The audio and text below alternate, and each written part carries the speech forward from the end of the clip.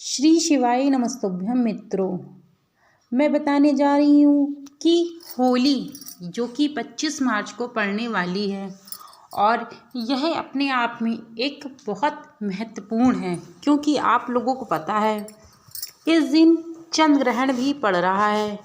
तो इसकी वजह से बहुत सारे लोग इस शंका में होंगे कि हमें किस दिन होली खेलनी है, किस समय होली खेलनी है, किस समय नहीं खेलनी है, क्योंकि करीबन यह 4.5 घंटे तक चंद्र ग्रहण पड़ने वाले हैं।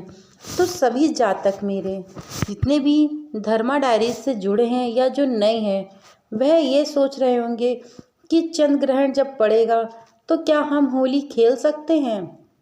इसके बारे में मैं आप लोगों को अपने वीडियो के माध्यम से शेयर करने जा रही हूँ सनातन धर्मा डायरीज द्वारा।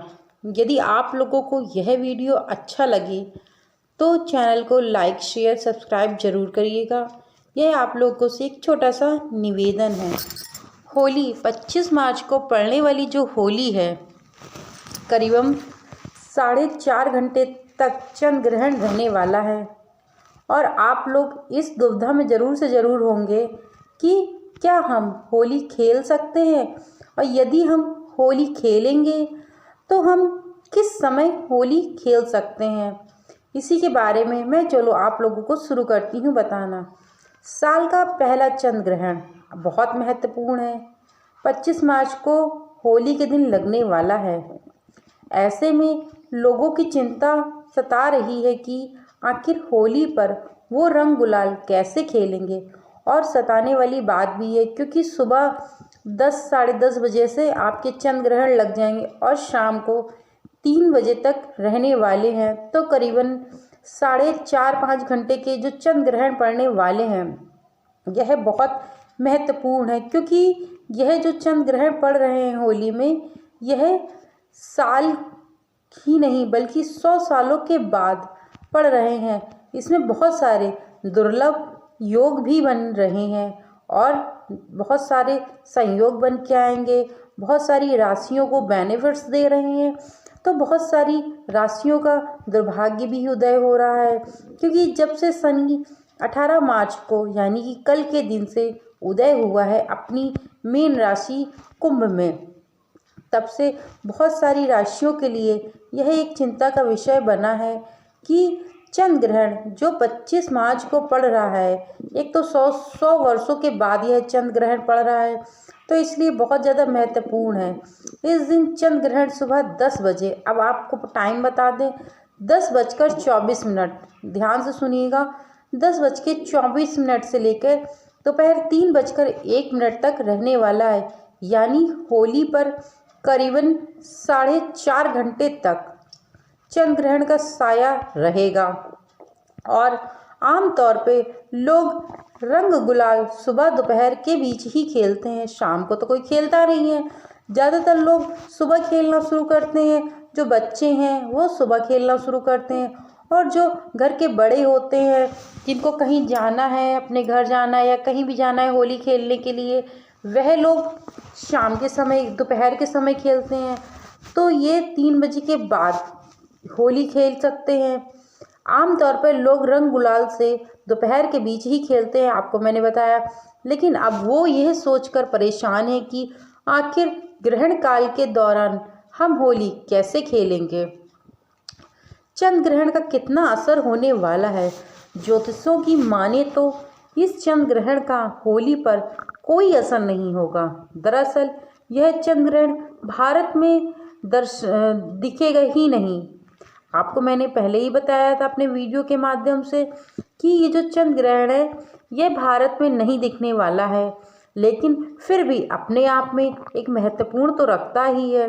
इसीलिए आप बेझिझक रंग खेल सकते हैं, यानी कि आप लोग रंग खेलने में कोई भी मनाही नहीं है। आप लोग रंग गुलाल आराम से खेल सकते हैं, क्योंकि जो होली है वह भारत में ना होके बहुत सारे अलग देशों में होली है। लेकिन हमारे भारतवर्ष में जब चंद्र ग्रहण पड़ता है, यानी कि पूरे विश्व में जब चंद्र ग्रहण पड़ता है, तो हमारा भारत जो है वो सनातन से संबंधित है। तो इन सब चीज़ों को बहुत मान्यता रखता है कि यदि चंद्र ग्रहण है तो सूदक का क्या होगा, और फिर चंद्र ग्रहण के समय हम होली खेल सकते हैं कि नहीं खेल सकते, चंद्र ग्रहण क्या करना चाहिए क्या नहीं करना चाहिए, ये सब चीज़ें बहुत महत्व रखती हैं भारत देश में।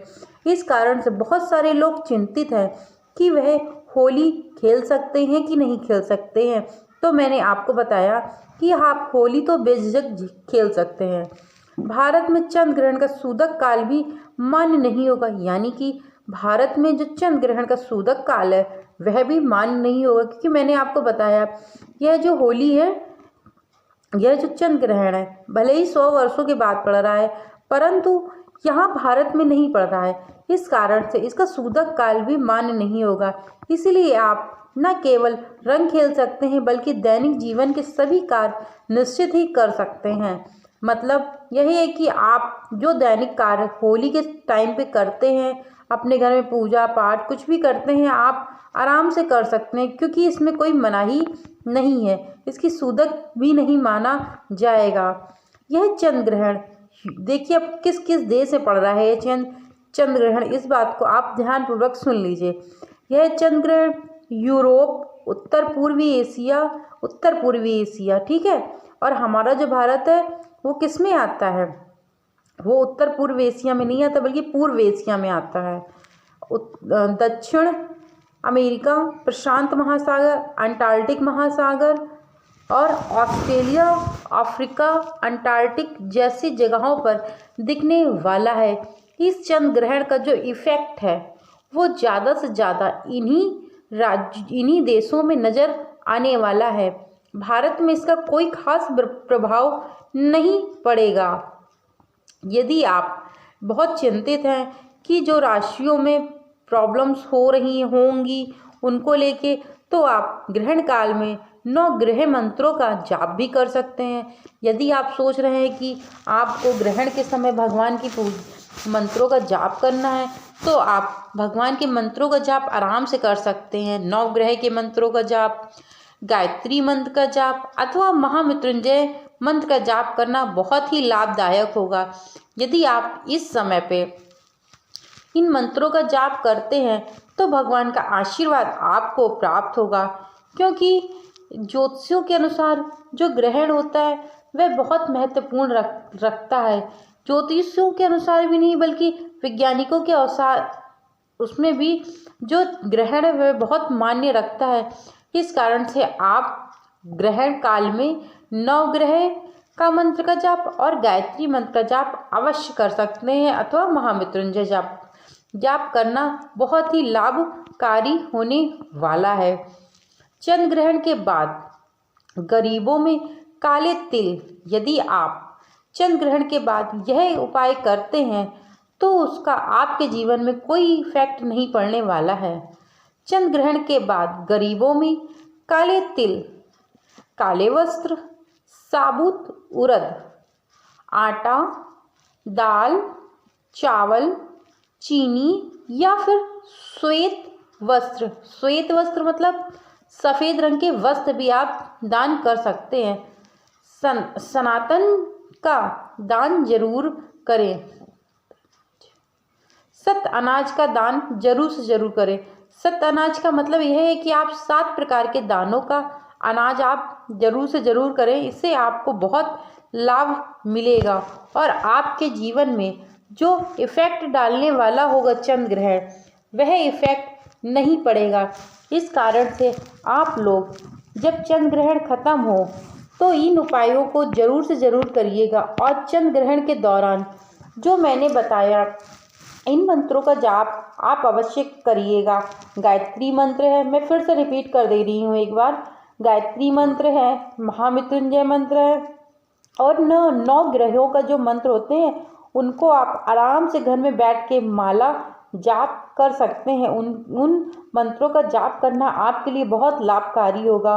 और आप ग्रहण खत्म होने के बाद यानी कि समाप्त होने के बाद 3 बजे के बाद आपको कुछ न कुछ दान अवश्य करना है। मैंने वैसे आप लोगों को अपने वीडियो के माध्यम से बता दिया है कि आपको किस चीज़ का दान करना है और क्या दान करना है, ये आप मेरे वीडियो के माध्यम से देख सकते हैं। मैंने आपको बताया है कि सत्य अनाज मतलब 7 प्रकार का अनाज यदि आप दान करेंगे तो आपके घर में कभी भी धन संपदा की कमी नहीं होगी और आपकी जो रसोई है वो सदैव अनाजों से भरी रहेगी।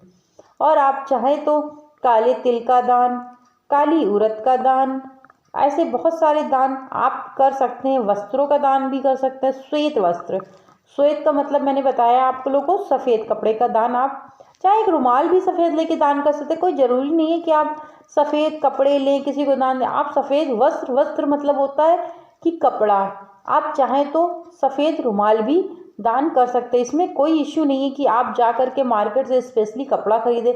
यदि आपके पास रुमाल रखा है तो आप उसको भी दान कर सकते हैं। और आप लोग आराम से होली खेलिए। आप लोगों को होली की हार्दिक शुभकामनाएं। आपके जीवन में भगवान करे इस होली से सभी कुछ आपके जीवन में अच्छा प्रारंभ हो जाए, आपका जीवन मंगलमय हो। यही से मैं अंत करती हूँ अपने वीडियो का।